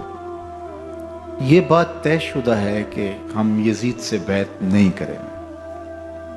پھر 3 ماہ پانی بند کرنے کے بعد حضرت امام حسین رضی اللہ تعالیٰ عنہ اور ان کے خاندان کو جس طرح ذبح کیا گیا، یہ ایک دردناک کہانی ہے۔ 72 افراد کربلا میں شہید کر دیے گئے۔ اہل حق کا یہ قافلہ بھوک اور پیاس سے نڈھال تھا، لیکن عزیمت کی راہوں کا یہ مسافر سرنگوں نہیں ہوا اور یزید کے ہاتھ پہ بیعت نہیں کی۔ امام حسین رضی اللہ تعالی عنہ آپ کے بیٹے، بھائی، بھتیجے، بھانجے، آیان و انصار، محبین شہید کر دیے گئے۔ 70 لوگ آپ سے پہلے شہید کیے گئے، پھر امام حسین رضی اللہ تعالی عنہ شہید کر دیے گئے۔ سوید نامی ایک زخمی، وہ چھری لے کر کے حملہ آور ہوئے اور وہ بھی شہید کر دیے گئے۔ یہ کربلا کے آخری شہید تھے جو حضرت امام حسین کے بعد شہید ہوئے۔ لیکن ان کی خون آشام تلواروں کی ابھی پیاس نہیں بجھی، اور ان کی آتش غیظ و غضب ابھی ٹھنڈی نہیں ہوئی۔ شمز الجوشن حضرت علی اوسط، جنہیں امام زین العابدین کے نام سے دنیا جانتی ہے، 14 سال کی عمر میں تھے، بیمار تھے، خیمے میں گھس کے ان کو بھی شہید کرنے لگا تو حمید بن مسلم نے کہا کہ کیا بچوں کو بھی شہید کیا جائے گا؟ تو وہ رک گیا۔ عمر بن سعد کے حکم نامے سے مقدس لاشوں پر گھوڑے دوڑائے گئے، حتیٰ کہ ان کی ہڈیاں چور چور ہو گئیں، اور شہیدوں کے سر نیزوں پہ چڑھا دیے گئے۔ حسین ابن علی اور ان کے آیان و انصار کاٹ دیے گئے۔ فتح کے نعرے بجے، جشن منائے گئے، اور یہ قافلہ کربلا سے کوفے کی جانب روانہ ہوا۔ شہیدوں کے سر نیزوں پہ آگے آگے چل رہے ہیں، اور اونٹوں کے اوپر حضور کی بیٹیاں، حضور کی شہزادیاں اور حضرت امام زین العابدین کو باندھا گیا ہے، اور یہ تقدس مآب قافلہ کوفے پہنچتا ہے۔ ابن زیاد بہت خوش تھا کہ جیسے اس نے کوئی بہت بڑا کام کر لیا ہو۔ نواسہ رسول کا سر ایک تشت میں رکھا اس کے سامنے تھا، اور وہ چھڑی سے آپ کے ہونٹوں اور آپ کے دانتوں پر ضرب لگاتا۔ حضرت زید بن ارقم رضی اللہ تعالی عنہ صحابی رسول اس مجلس میں موجود تھے، وہ کھڑے ہو گئے۔ غصے سے ان کا بدن کانپ رہا تھا، اور آپ نے کہا، ظالم، چھڑی کو یہاں سے ہٹا لے، میں نے خود ان آنکھوں سے رسول اللہ کو یہ ہونٹ چومتے ہوئے دیکھا ہے۔ ابن زیاد غصے میں بپھرا ہوا بولا، اگر تو بوڑھا نہ ہوتا تو میں تیری گردن اڑا دیتا۔ حضرت زید بن ارقم روتے ہوئے دربار سے باہر نکلے، اور ساتھ اہل کوفہ کو مخاطب کر کے کہا کہ اہل کوفہ، تم نے حسین ابن علی کو شہید کر دیا، اور ابن مرجانہ کے غلام بن گئے۔ حضرت زینب سلام اللہ علیہا ایک کونے میں بیٹھی تھی، پرانے کپڑوں میں ملبوس۔ ایک وہ وقت بھی تھا کہ سیدہ زینب سلام اللہ علیہا جب کوفے میں آئیں،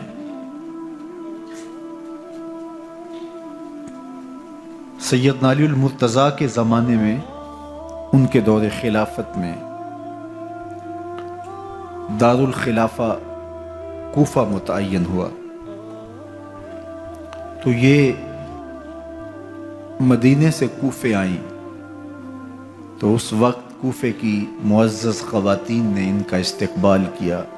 خلیفۃ المسلمین کی شہزادی، رسول اللہ کی بیٹی سیدہ فاطمہ الزہرا کا عکس حضرت زینب سلام اللہ علیہا کوفے میں داخل ہوئیں، تکریم، عزت اور وقار کے ساتھ آپ کا استقبال کیا گیا اور آپ خواتین کو درس قرآن دیتی، حضور کی شریعت سکھاتی، اور آج وہی کوفہ ہے، وہی دیوار و در ہے اور وہی زینب ہے، اور آج زینب کے ساتھ حسین ابن علی کا کٹا ہوا سر ہے۔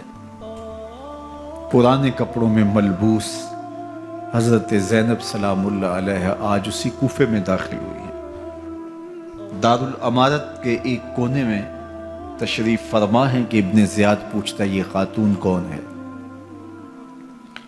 حضرت زینب خاموش رہی۔ اس نے دوسری مرتبہ پوچھا، آپ پھر خاموش رہی۔ تیسری مرتبہ پوچھا، آپ پھر خاموش رہی۔ پھر ایک لونڈی نے بتایا یہ زینب بنت علی ہیں۔ تو اس کے سامنے حضرت امام حسین کا کٹا ہوا سر پڑا تھا اور وہ حضرت زینب سے مخاطب ہو کے کہنے لگا کہ اللہ نے تمہیں شکست دی اور یزید بن معاویہ کو فتح عطا کی۔ تو حضرت زینب سلام اللہ علیہا پھر دربار ابن زیاد میں ایک خوبصورت خطبہ عطا کیا۔ زینب بول رہی تھی، لگ رہا تھا مولا کائنات بول رہے ہیں۔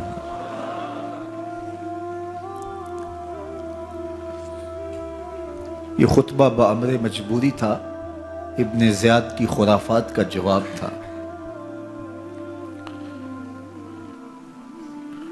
تو ابن زیاد سے اس کا جواب تو نہ بن پڑا، لیکن کہنے لگا کہ بڑی مکفہ اور مسجع گفتگو کی، تمہارا باپ علی بھی بہت اچھا شاعر تھا۔ تو سیدہ زینب سلام اللہ علیہا نے فرمایا ہمیں مکفہ گفتگو سے کیا غرض، یہ تو ایک حقیقت ہے جو ہم نے بیان کی۔ تو حضرت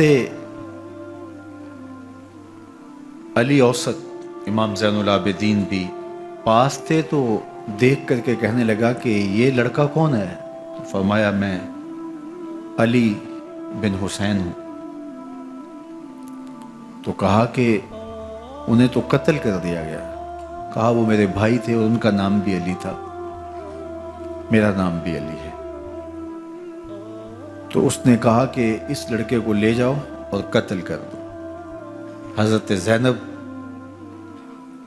علی اوسط امام زین العابدین کے ساتھ چمٹ گئیں اور کہا کہ اگر تم اسے قتل کرو گے تو اس کے ساتھ مجھے بھی قتل کرنا ہوگا۔ تو ابن زیاد کہنے لگا کہ یہ عورت سچ کہتی ہے، واقعی اس کے جذبات یہی ہیں۔ اور الصلاۃ جامعہ کی پکار کے ساتھ مسجد کوفہ میں آ گیا۔ کوفے کے لوگ سارے ابن زیاد کے سامنے تھے، امام حسین کا کٹا ہوا سر ابن زیاد کے سامنے تھا، اور اس نے کہا کہ اللہ نے یزید بن معاویہ کو فتح دی اور کذاب ابن کذاب معاذ اللہ حسین ابن علی کو شکست دی۔ جب اس نے یہ بات کہی تو عبداللہ بن عفیف الازدی رضی اللہ تعالی عنہ موجود تھے، وہ کھڑے ہو گئے، غصے سے ان کا بدن کانپ رہا تھا، اور آپ نے پوری ہمت کے ساتھ ابن زیاد کو جواب دیتے ہوئے کہا، ظالم، حسین سچا، حسین کا باپ بھی سچا، تو جھوٹا، تیرا باپ بھی جھوٹا، جس نے تجھے امیر بنایا وہ بھی جھوٹا۔ تو ابن زیاد نے جب اپنے بارے عبداللہ بن عفیف سے یہ بات سنی تو اس نے حکم دیا کہ ان کا سر کاٹ دیا جائے، اور پھر حضرت عبداللہ ابن عفیف رضی اللہ تعالی عنہ کو شہید کیا گیا اور ان کی لاش کو سولی چڑھا دیا گیا۔ حق کی راہ کے یہ مسافر اپنی جان کس طرح راہ خدا میں سپرد کر رہے تھے۔ اہل کوفہ سہمے ہوئے، ڈرے ہوئے ابن زیاد کے دربار میں بیٹھے تھے، اور امام حسین رضی اللہ تعالی عنہ کے قتل کا، ان کی شہادت کا انہیں دکھ تو تھا، لیکن ان کے اندر ہمت، طاقت اور توانائی نہیں تھی۔ ان کی تلواریں یزید کے ساتھ رہیں اور دل امام حسین رضی اللہ تعالی عنہ کے ساتھ رکھنے کی بات کرتے تھے۔ پھر یہ قافلہ کوفہ سے چلتے چلتے دمشق کی جانب عازم سفر ہوا۔ ایک اونٹ پہ تین لوگوں کو سوار کیا گیا تھا۔ امام زین العابدین کو سوار بھی کیا گیا اور بدن پر زنجیریں بھی باندھی گئیں، جکڑ کر کے سواری پہ بٹھایا گیا۔ اللہ اکبر! جہاں جہاں سے یہ لوگ گزرتے، لوگوں کو ان کی حالت پہ رحم آتا۔ بہت سارے لوگ نہیں جانتے تھے یہ کون ہیں۔ عمومی طور پہ راستوں میں یہی بتایا گیا کہ کچھ باغی لوگ ہیں جنہوں نے حکومت سے بغاوت کی، تو ان کے کیفر کردار تک پہنچا دیا گیا۔ راستے میں ایک گرجا گھر آیا اور وہاں یہ لوگ رات رکتے ہیں۔ گرجا گھر کی دیوار پہ لکھا ہوا تھا: اترجو امت قتلت حسینا شفاعت جدہ یوم الحساب۔ کیا وہ امت جنہوں نے حسین ابن علی کو شہید کیا، قیامت کے دن انہی کے نانے سے شفاعت مانگیں گے؟ کس منہ سے شفاعت طلب کریں گے؟ اسی حسین ابن علی کے نانا سے، جن کے بیٹے کو، جن کے شہزادے کو، نواسے کو ان لوگوں نے شہید کیا۔ جب یہ تقدس مآب قافلہ دمشق پہنچا تو راستے میں ایک شخص قرآن مجید کی تلاوت کر رہا تھا۔ اپنے مکان کی چھت پہ بیٹھ کے تلاوت کر رہا تھا، اور یہ قافلہ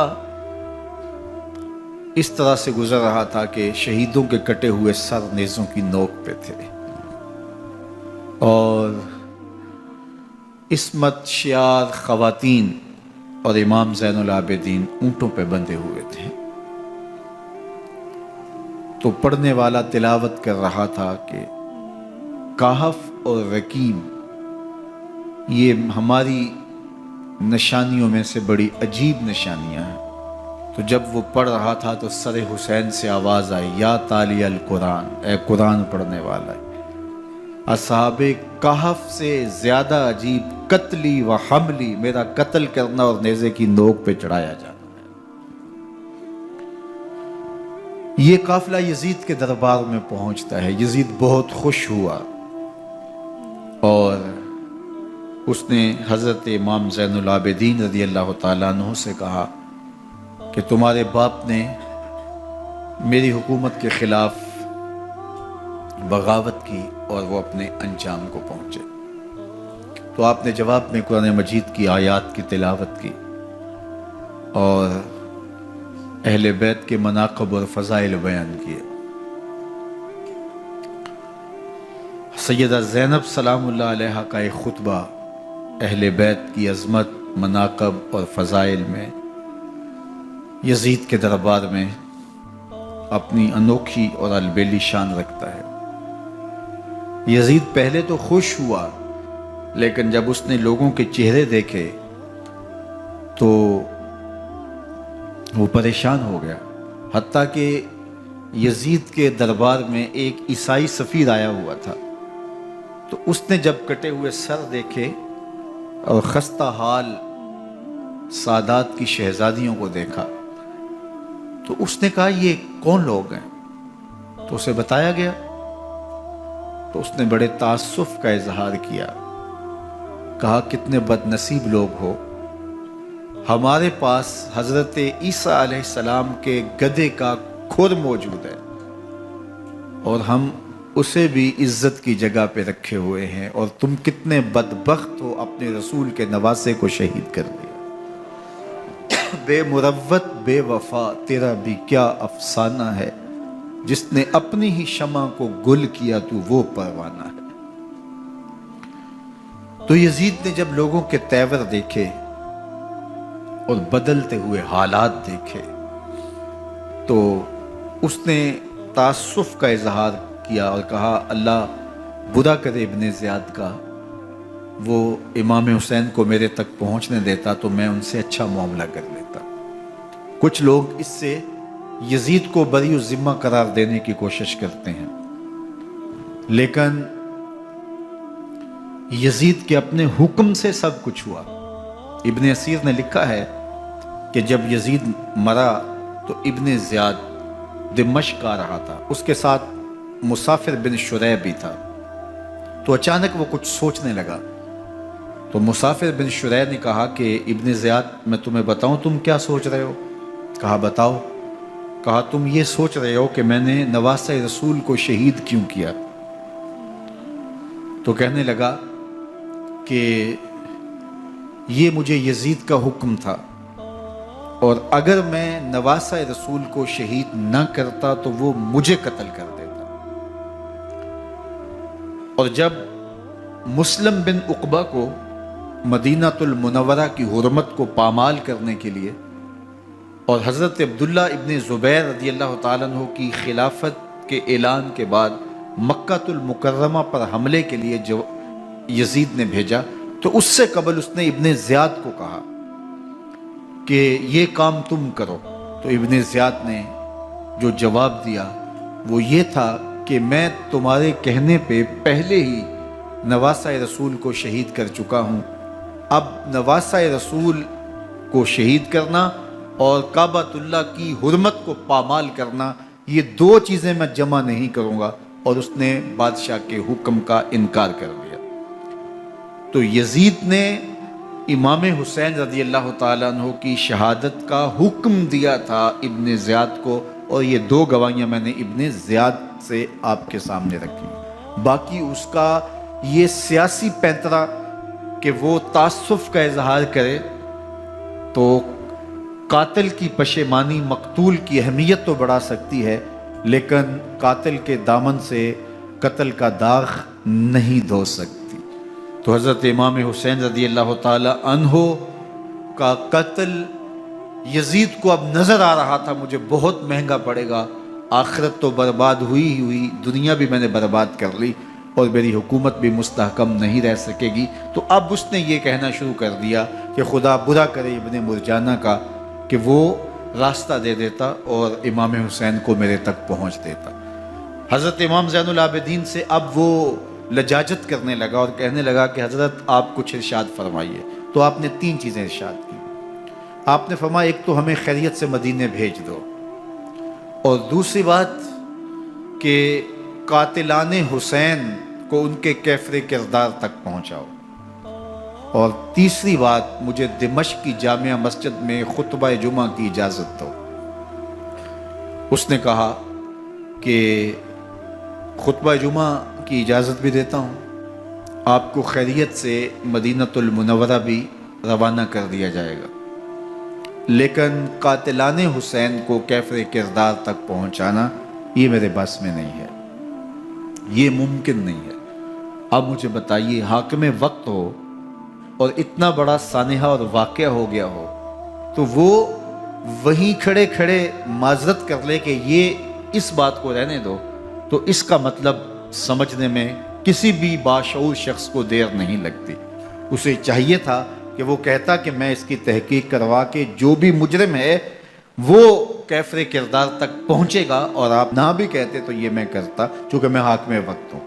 لیکن اس نے فوراً کہا کہ یہ ممکن نہیں ہے، تو اس کا مطلب کیا کہ مجرم میں خود ہوں، تو میں اس سے جو ہے وہ بچنا چاہتا ہوں۔ تو اس نے حضرت امام زین العابدین کو کہا دو شرطیں تو قبول ہیں، لیکن یہ تیسری شرط قبول نہیں ہے اور یہ ممکن نہیں ہے۔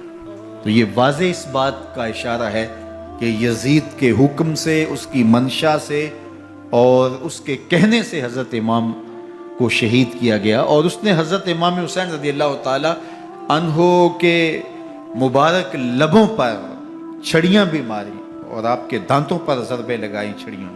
وہ تو ایک صحابی وہاں موجود تھے جو کھڑے ہو گئے، انہوں نے کہا ارفع ھذا القدیب عن ھاتین الشفتین، ان ہونٹوں سے چھڑی ہٹا لے، میں نے ان آنکھوں سے رسول اللہ کو یہ ہونٹ چومتے ہوئے دیکھا ہے۔ جس طرح ابن زیاد کے دربار میں ہوا تو یہاں بھی ہوا۔ اللہ اکبر۔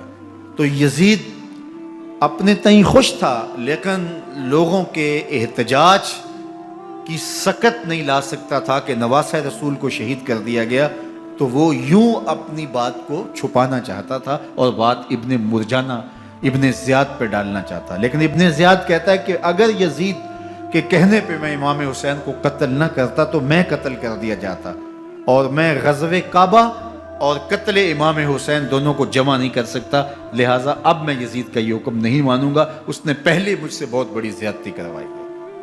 یہ تاریخ کی معتبر کتابوں کے اندر موجود ہے۔ اب یزید نے کہا دو باتیں مان لیتا ہوں، آپ کو مدینہ المنورہ بھی رخصت کر دیتے ہیں، اور دوسرا آپ کو مسجد دمشق میں خطبہ کی اجازت بھی دیتے ہیں۔ اللہ اکبر۔ یہ وقتی تصرف تھا اس کا، ورنہ یہ کون ہے اجازت دینے والا؟ منبر تو حسین ابن علی کے نانے کا ہے۔ خیر، مسجد دمشق میں گئے، لوگوں کا ہجوم تھا، حضرت امام زین العابدین منبر پہ جلوہ فراز ہوئے۔ خطابت تو ان کے گھر کی لونڈی ہے، تو جب آپ نے کھڑے ہو کر کے خطبہ دیا اور فضائل و مناقب اہل بیت بیان کیے، لوگوں کے سینوں کے اندر آتش محبت اہل بیت کی جوش مارنے لگی۔ یزید ڈر گیا کہ اگر کچھ دیر خطبہ جاری رہا تو کہیں ایسا نہ ہو کہ لوگ میرے خلاف اٹھ کھڑے ہوں، تو اس نے مؤذن کو اشارہ کیا اور وہ اذان دینے لگا۔ تو اس نے کہا اللہ اکبر اللہ اکبر، تو حضرت امام زین العابدین نے کہا اس میں کوئی شک نہیں کہ اللہ سب سے بڑا ہے۔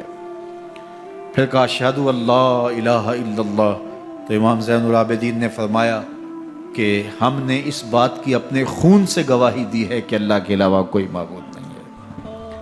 پھر اس نے کہا اشہد ان محمد رسول اللہ، تو حضرت امام زین العابدین نے یزید کی آنکھوں میں آنکھیں ڈال کے کہا یزید دیکھ، اذان میں تیرے نانے کا نام ہے یا میرے نانے کا نام ہے؟ تو حسین ابن علی رضی اللہ تعالیٰ عنہ کا نام کبھی بھی مٹنے والا نہ زیاد کا وہ ستم رہا، نہ یزید کی رہی وہ جفا، رہا تو نام حسین جسے زندہ رکھتی ہے کرب۔ یزید نے امام حسین رضی اللہ تعالیٰ عنہ کو راستے سے ہٹا دیا۔ اس کا خیال تھا کہ یہ باغی ہیں اور میں ان کو کچل دوں۔ حضرت امام حسین شہید کر دیے گئے، ان کا خاندان شہید کر دیا گیا۔ صرف 14 سال کے امام زین العابدین رضی اللہ تعالی عنہ اس حادثے میں، اس واقعہ میں جو ہے وہ بچے، اور سب سے زیادہ دکھ اپنی آنکھوں سے انہوں نے دیکھے۔ کربلا کا منظر بھی دیکھا، کوفے کا دارالعمارہ بھی دیکھا، اور دمشق کا دربار یزید بھی دیکھا، اور پھر یہاں سے مدینے پہنچ کر اہل مدینہ سے جو سامنا ہوا امام زین العابدین نے وہ لمحے بھی دیکھے۔ کہتے ہیں اس واقعہ کربلا کے بعد حضرت امام زین العابدین کبھی ہنسے نہیں تھے۔ جب بھی پانی پینے لگتے تو رو پڑتے، انہیں شاید سکینہ کی پیاس یاد آ جاتی تھی۔ امام زین العابدین کا رنگ زرد ہو جاتا جب کربلا کی یاد آتی، اور بسا اوقات شہر سے وحشت ہونے لگتی اور دور باہر نکل جاتے اور جا کر کے وہاں خیمہ گاڑ لیتے اور مہینہ مہینہ وہاں ذکر و فکر اور عبادت میں لگے رہتے۔ امام زین العابدین کے ہاتھوں میں ہتھ کڑیاں، پاؤں میں زنجیریں، اور اونٹ پہ باندھ کر کے جب حضرت امام زین العابدین کو شہیدوں کی لاشوں کے قریب سے گزارا گیا تو غشی پہ غشی طاری ہو رہی تھی امام زین العابدین پہ، اور وہ گھڑیاں بھی امام زین العابدین پر کتنی دردناک تھیں کہ جب شہزادیاں اونٹوں کے ساتھ باندھی گئی تھی اور امام زین العابدین اپنے بابا کا سر اپنے سامنے چلتا ہوا دیکھتے تھے، اور یہ دردناک لمحے کہ جب رات کی گھڑی آئی تو زینب سلام اللہ علیہ نے دیکھا کہ زین العابدین کے آنسو نہیں تھمتے اور ان کو غشی پہ غشی آتی ہے، تو وہ آگے بڑھ کے ان کو اپنی آغوش میں سمیٹتی ہیں اور کہا زین العابدین کیا ہوا؟ کہا کہ پھپھو جان اگر ہو سکے تو بابا کا سر کچھ دیر کے لیے میری گود میں نہیں آ سکتا ہے۔ وہ وقت بھی امام زین العابدین پہ آتا جب زخم اور درد اور دکھ حد سے تجاوز کرتے ہیں تو زین العابدین مدینہ کی طرف منہ کر لیتے ہیں اور حضور کی بارگاہ میں ہوا کے ہاتھوں پیغام بھیجتے ہیں، ان نلت یا ریح الصبا یوما الی ارض الحرم بلغ سلامی روزتن فیہا النبی المحترم یا رحمتا للعالمین ادرک لزین العابدی محبوس عید الظالمی فی الموکب والمزدحم۔ امام زین العابدین نے یہ سارا دردناک منظر اپنی آنکھوں سے دیکھا اور یہ سارے دکھ سہے۔ امام زہری کہتے ہیں کہ ولید کے زمانے میں دوبارہ امام زین العابدین کو پکڑ لیا گیا اور ان کے ہاتھوں میں دوبارہ ہتھ کڑیاں اور پاؤں میں بیڑیاں ڈال دی گئیں۔ میں ملنے گیا تو جو ہی امام کے ہاتھوں میں ہتھ کڑیاں دیکھی تو میرا دل ڈولنے لگا اور میری آواز گلے میں دب گئی اور آنسو تھے کہ تھمتے نہیں تھے۔ تو امام زین العابدین نے مجھے دیکھا تو مجھے تسلی دیتے ہوئے کہا، زہری کیا ہوا تمہیں؟ تو میں نے کہا، حضرت کربلا میں تھوڑے دکھ دیکھے تھے اور اب یہ حالت مجھ سے دیکھی نہیں جا رہی۔ تو امام زین العابدین نے ان زنجیروں کو اور ان ہتھ کڑیوں کو جن سے آپ جکڑے گئے تھے جھٹکا دیا، لوہے کی زنجیریں ٹوٹ گئیں۔ کہا، زہری ہم اللہ کی تقدیر پہ راضی ہے ورنہ یہ زنجیریں کیا ہوتی ہیں۔ امام زین العابدین کو اللہ نے عزتوں سے نوازا تھا، ہر دور کے حاکم وقت ڈرتے تھے اور ان کی عزت سے حسد کرتے تھے۔ ولید بن عبد الملک بنو امیہ کا بڑا تگڑا حکمران گزرا ہے۔ ایک دن طواف کرتے کرتے حجر اسود کے سامنے آیا اور اس کے دل میں آیا کہ میں حجر اسود کو بوسہ کروں، لیکن رش اتنا تھا کہ آگے بڑھنے کی ہمت نہ ہوئی اور پیچھے ہٹ کے کھڑا ہو گیا کہ رش کم ہوتا ہے تو میں حجر اسود کو چومتا ہوں۔ اتنے میں امام زین العابدین رضی اللہ تعالی عنہ وہ بھی طواف کرتے کرتے حجر اسود کے قریب آئے، ایک لمحے کے لیے توقف کیا، لوگوں نے راستہ چھوڑ دیا۔ امام زین العابدین آگے بڑھے، حجر اسود کو چوما، پھر آگے بڑھ گئے۔ ولید بن عبد الملک کو بڑا غصہ آیا کہ لوگوں نے میرے لیے تو راہیں نہیں چھوڑی اور زین العابدین کے لیے راہیں چھوڑ دی ہیں۔ تو وہ اپنے درباری شاعر کو، فرزدق کو جو اس کے ساتھ کھڑا تھا، اس کو پوچھتا ہے، من ہاذا، یہ کون ہے؟ حالانکہ اسے پتا تھا یہ امام زین العابدین ہے۔ بعض اوقات سوال تفہیم کے لیے کیا جاتا ہے، سمجھنے کے لیے کیا جاتا ہے، اور بعض اوقات سوال تحقیر کے لیے کیا جاتا ہے۔ جس طرح کسی شخص کو آپ پسند نہ کرتے ہو اور وہ کوئی کام کرے تو آپ کہتے ہیں یہ کون ہے، یہ کون ہے؟ تو اس نے کہا، من ہاذا، یہ کون ہے؟ اب فرزدق شاعر تھا اور درباری شاعر تھا، اسے اچھی طرح پتا تھا کہ من ہاذا سے بادشاہ کیا سننا چاہتا ہے، لیکن آج اس کی غیرت ایمانی جاگی۔ بادشاہ نے کہا، من ہاذا، یہ کون ہے؟ تو فرزدق نے بادشاہ کی آنکھوں میں آنکھیں ڈال کے کہا، بادشاہ تو نہیں جانتا یہ کون ہے؟ اس کو تو بطحا کے سنگ ریزے بھی جانتے ہیں، اس کو تو زمین والے بھی جانتے ہیں، آسمان کے فرشتے بھی جانتے ہیں۔ یہ فاطمہ کا بیٹا ہے، یہ علی کا شہزادہ ہے، یہ رسول اللہ کا نواسہ ہے۔ تیرا من ہاذا کہنا اس معرفہ کو نکرا نہیں کرے گا، یہ کل بھی معرفہ تھا، یہ آج بھی معرفہ ہے۔ کھڑے کھڑے امام زین العابدین کی شان میں ایک طویل قصیدہ لکھ دیا۔ بادشاہ تو اس سے کچھ اور سوچ رہا تھا، الٹ ہو گیا، اس نے ایک فرزدق کو جیل میں ڈال دیا۔ امام زین العابدین کو پتا چلا، آپ نے اشرفیوں کی 2 تھیلیاں خادم کے ہاتھ بھیجی کہ ہماری وجہ سے تمہارے اوپر یہ افتاد پڑی ہے۔ تو اس نے تھیلیاں قبول کی، چوما آنکھوں سے لگائیں اور پھر خادم کے ہاتھ میں دیتے ہوئے کہا، امام کو میرا سلام دے دینا اور کہنا، حضرت ساری زندگی نے ٹگوں کے لیے، ان پیسوں کے لیے، اشرفیوں کے لیے شاعریاں کی ہیں، یہ جو میں نے قصیدہ لکھا ہے آپ کے نانا کی شفاعت کے لیے لکھا، جو دلوں کو فتح کر لے وہی فاتح زمانہ۔ امام حسین کو تو کاٹ دیا گیا نا، اس لیے کاٹ دیا گیا کہ یہ ہماری حکومت سے بغاوت کر رہے ہیں، انہوں نے یہ کہا، بہانہ یہ بنایا، نظم حکومت میں یہ مخل ہو رہے ہیں، لہٰذا انہیں شہید کر دیا گیا۔ نہ صرف انہیں شہید کیا گیا، سر کاٹے گئے، نیزوں کی نوک پہ چڑھائے گئے، لاشوں پہ گھوڑے دوڑائے گئے. کیا کیا ظلم تھا، کیا کیا جبر تھا جو روا نہیں رکھا گیا. پیاسا رکھا گیا، بھوکا رکھا گیا، 6 ماہ کے بچے بھی نہیں چھوڑے گئے.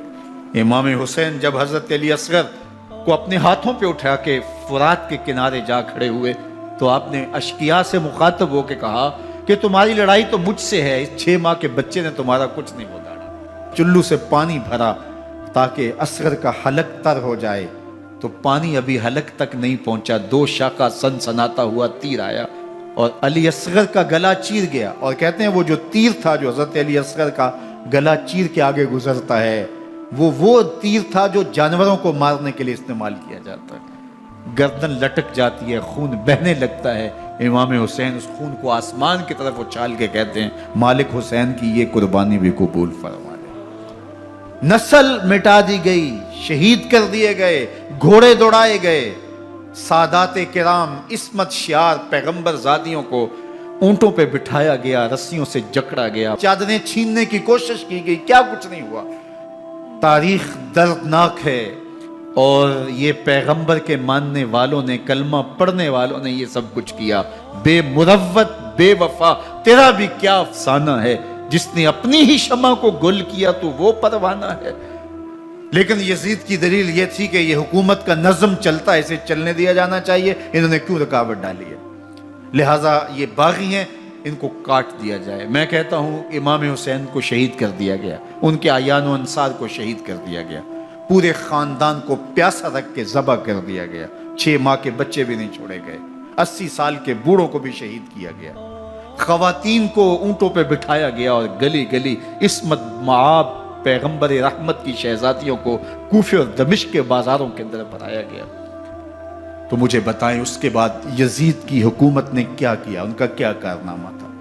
کتنے محدث پیدا ہوئے، کتنے مفکر پیدا ہوئے، کتنے جرنیل پیدا ہوئے، کتنے صوفی پیدا ہوئے. کون تھا جو ان کے تخت و تاج اور ان کی حکومت جس کو بچانے کے لیے اتنا بڑا حادثہ کر دیا اور پیغمبر کے بیٹوں کو شہید کر دیا؟ تو کیا پھر اس حکومت نے کیا؟ یزید نے، یزید کا اپنا بیٹا تخت پہ بیٹھنے کے لیے تیار نہیں تھا. 6 ماہ کے بعد اس کی لاش گھر سے نکلی، اس نے کہا کہ یہ تخت جو ہے وہ آل رسول کے خون پہ بنا ہے، میں اس پہ نہیں بیٹھوں گا. اور رسوا ہو گئے. اور یزید جس کو زوم تھا کہ میں اتنی بڑی سلطنت کا مالک ہوں، اس کو بچانا ہے، اس سلطنت نے اسلام کے لیے کیا کیا؟ مجھے بتاؤ، کون سے جرنیل پیدا کیے، کون سے حکمران پیدا کیے، اس نے کون سے توانا لوگ پیدا کیے، کون سے محدث، کون سے مفکر، کون سے مسلح پیدا کیے. اور جس خاندان کو کاٹ دیا گیا، صرف ایک 14 سال کا علی اوسط زین العابدین بچا. اور ذرا حسین ابن علی کی نسل دیکھو، جعفر صادق کس نسل سے ہیں، باقر العلوم کس نسل سے ہیں، حضرت غوث اعظم کس کے شہزادے ہیں، حضرت داتا گنج بخش علی حجویری کس کے بیٹے ہیں، اور حضرت معین الدین چشتی اجمیری کس کے بیٹے ہیں. آج زمانے کو جو بھی دیا ہے حسین کے بیٹوں نے دیا. یزید تخت بچا کر بھی امت کو کچھ نہ دے سکا، اور امام حسین نے سب کچھ لٹا کے امت کو ایمان کی بہاریں عطا کر.